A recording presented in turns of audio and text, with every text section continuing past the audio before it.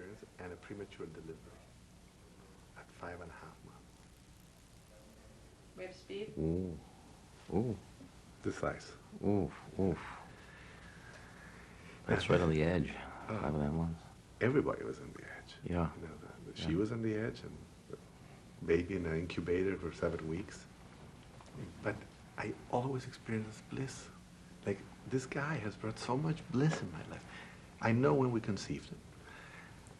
I was joyous throughout the beginning of the pregnancy. She wasn't so happy. You know, she had just gotten back in shape. I know it, sure. After two kids. Yeah. And I was happy. I was happy, high as a kite with this pregnancy. Then he's born 3 months ahead of time. Very emotional, painful situation, stressful. Of course. But I'm sitting with my head in the incubator, all these lights of computers going, and I have a sense that he could sit up and start talking. You know, this light. Really? And he's wonderful. He's so aware. He's so alert. He's a year old now. You know, he's like good. And healthy? Healthy. Healthy. Thank God. Healthy. The checklist throughout the whole thing. Yeah. Yeah. Yeah, unbelievably. Yeah, that's wonderful. That's super. And he just discovered last week before I came here, he likes music. So when there's music, he's like doing things. So now he doesn't speak, of course. He asks for music. Then he crawls over to the stereo system and starts pounding on it with the same rhythm that he heard last. And then he discovers where he has to push. He's now turning on the machine. Wow. Yeah. Wow. And then he sits down and he is so wonderful. Little. Who could he be a reincarnation of, do you think? I'll tell you who. I don't know who it is. I don't want to. You know Lucia Capaccioni? No. She's a writer. She popularized the inner child books in the 70s. Yeah. She came to visit us. Then she went back to Cambria, where she lives. And she left me a message on the voicemail saying that her guru, Swami Nityananda, had come and transformed himself in this baby. And then the baby would transform. And she wanted me to know that it was a special baby. I said I wouldn't know, but it was a good feedback, you know. Good So baby. this is Nityananda? Who knows? Nityananda was a real, out there, Avadut Siddhiyogi. He was a real madman. Yeah? Oh, he was wild. Well, this guy's... He was wild. He was absolutely wild. Yeah, I don't know anything. Do you know anything about him? No. Oh. He used to sit up in a tree or a log and just grunt. And people would line up, and they would ask him about the stock investments. And he would just... and they learned to read his grunts, and they made millions. I'm seriously? Yeah. He was... He's welcome. Let him be. There was a story where he was building a road to the village. He had a road built to a village, and he'd tell the workmen that when they finished their day's work, they could go home, and any rock they picked up would have their 2 rupees. If they picked up a second rock, it wouldn't be 2 more rupees, but any rock would have the 2 rupees. And after a while, the police came to him and said, "Baba, we're concerned. There's all this new money around. We think there's somebody making money." Oh, he said, "Oh, that's terrible." He says, "Oh, I know." And he says, "Follow me." And he goes out and he goes to a lake. This is apocryphal or whatever. He goes to a lake and he calls, and an alligator comes over, and he opens the mouth of the alligator and starts pulling money out of it. And the policemen all fled. He was known as an absolutely wild, wild saint of great spiritual power. So you may have more in your hands than you bargained for. I'm delighted to know that. Especially because at the time we were expecting him, I went through a financial mess. I mean, somebody took a lot of money. But I was so happy with this pregnancy that it's not that I didn't care, but I didn't get so upset. Freaked. You didn't freak. Yeah. That's great. Yeah. That's great.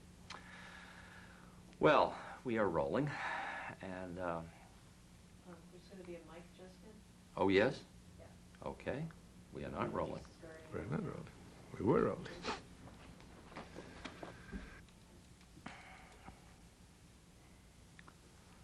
This has been an interesting gathering in that it has bridged quite a broad spectrum of people in the sense of Brzezinski or somebody that's very focused on facts and strategies and people who are much more involved with the development of the individual, looking inward. Is that unusual in your experience to have that kind of a bridging? I've had a few of those experiences. A couple of years ago, I was with Gorbachev in the foundation of the International Green Cross. And there were people of the religious world doing invocation and speaking the spiritual and the religious language, and I'm making the distinction there, and political people. But what I found in this conference that's really different is that people began to speak more of a common language.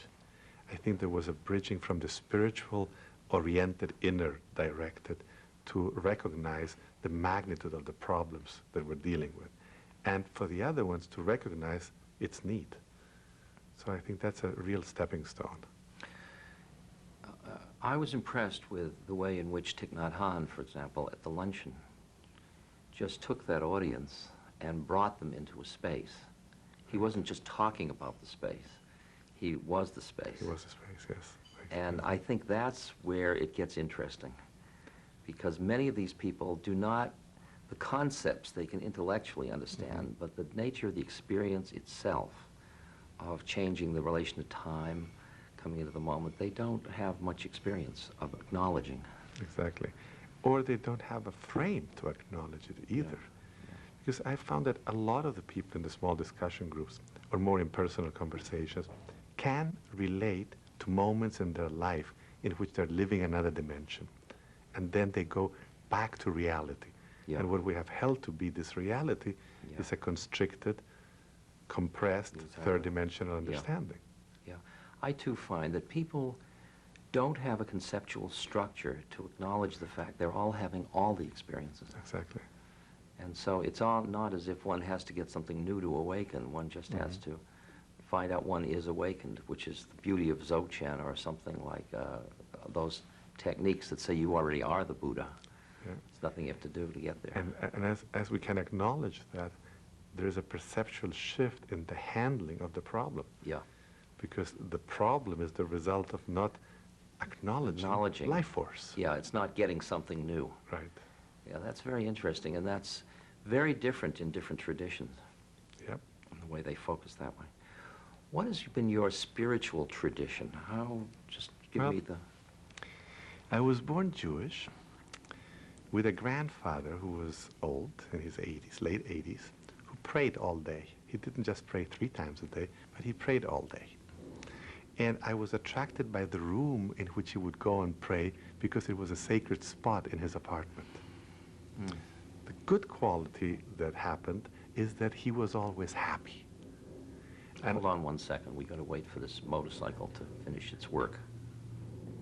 The essence of his happiness was a deep appreciation for God, for life, for the environment. He was always the consolation for the problems of everybody in the family. I didn't go a traditional religious path, but I had an experience when he passed away. I loved him very dearly, and I was knowing that he was going to pass. And I made a deal with God, and the deal was, I'll eat this chewing gum all night, but please don't take my opapa. God took him, and that blew my concepts of God. But it brought back something else. I had a dream or a vision with him a couple of days later, and he came to me. He came in light form, in his body, and he said, don't worry, we're saved. So I told this to my family, and some did not relate to it, but others, one particular son of his, an uncle of mine, related so deeply that he started inviting me to have tea and to buy me gifts and chocolates. And he gave me what we would call a positive reinforcement for interdimensional understanding at age 9. Yeah, lovely. So I dared to continue on that inner knowing. Then when I was about 13, I had an experience with time. I was looking at this little Baroque clock that was on this desk, and I saw that time was moving, but if I would say the word jetzt, which is the way I was saying now in German, which is how I was thinking, I would stop time and I would always be in this jetzt, in this nowness. So I discovered around 12, 13, meditation without knowing it was called meditation, and applied it in school. I was bored in class, so I would trigger myself in now, but now, but now, and I would be in another world, in another space. Sure. Then the teacher would ask me, what are you doing? Are you spacing out? And I would give him the exact right answer to what he was doing. So I got straight A's, and I was meditating during high school. Then I had a vision that the way to work was invisibly. What did I mean by that? I would see a person that had pain, and I would imagine that I could leave my body, go heal him, come back to my body, cross arms, and be happy that I had done something without that person even knowing. I went to medical school, and I didn't find in any course the teaching of this knowledge. Yes. So then I went to psychiatry. And I saw psychiatry was the poor brother of medicine. Everybody was trying to be very scientific. It's like the new kid on the block. Yeah, they were sure. trying to be very scientific for something that Yeah. couldn't be grasped by science. And I had the good fortune of being woken up by a love affair. I fell in love with this woman. I was in a state of bliss and grace. I ended up writing a journal that ended in Neruda's hands, and he prefaced it, and it became my first book. And I was 22. The woman went her way, and I stayed with the love. I read it differently. I said, I could be very sad that this is over, but I could also be very grateful that I have the capacity of this passionate, enormous love. And since this was happier, I picked that one. And from there, a caravan of events. Time with shamans in Peru and Mexico, time with Sufis in Morocco, practicing Islamic Sufism, meetings with Kabbalists in the Middle East.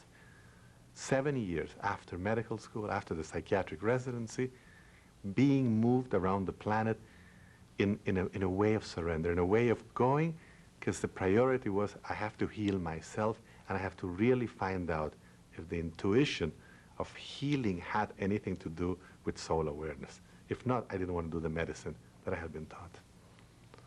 If the intuition of healing, Mm-hmm. what do you mean the intuition of healing? That feeling of going out of your body? Going out, yeah. Uh-huh, okay. Going into Yeah. the acknowledgement that by just touching, without touching the Yeah. other one, Yeah. the life force would restore itself. Yeah, yeah, In Islam, it's al-hayy, towards life. yeah. In Kabbalistic, it's l'chaim, as the L'chaim, ultimate yeah, sure. force. And that was the last thing respected, the activation of the life force. We were looking at pathology to learn and physiology, the upside down way. Yeah, yeah. But isn't there some way in which wisdom appreciates the unfolding of the story of which includes the suffering, and Yes. are there limits you feel on that intuitive healing in which you don't feel you have a right to intervene? At this point, I think I have a right to intervene very little. Yeah. But in this original thinking, it was, I want to help, I want to serve. I understand. You know, but I am learning very, Yeah. and I realize I don't have a moral right to do it to people, even if I could. yes, I'm learning that one, Yeah, because I've been so committed to doing the work. I understand. You know, and I'm learning, and enough pain I have brought to myself, especially in certain relationships in which playing the healer doesn't work. And then the boomerang effect is very, very powerful. Yeah. But I'll give you one anecdote. When my father was dying, which is really 9 months before he passed away, I was in the hospital with him. And we loved each other very dearly. See, I had this father who one day, embracing me, we went into such a love experience that he said at 80-something that he hadn't remembered a love of that depth since he was 18.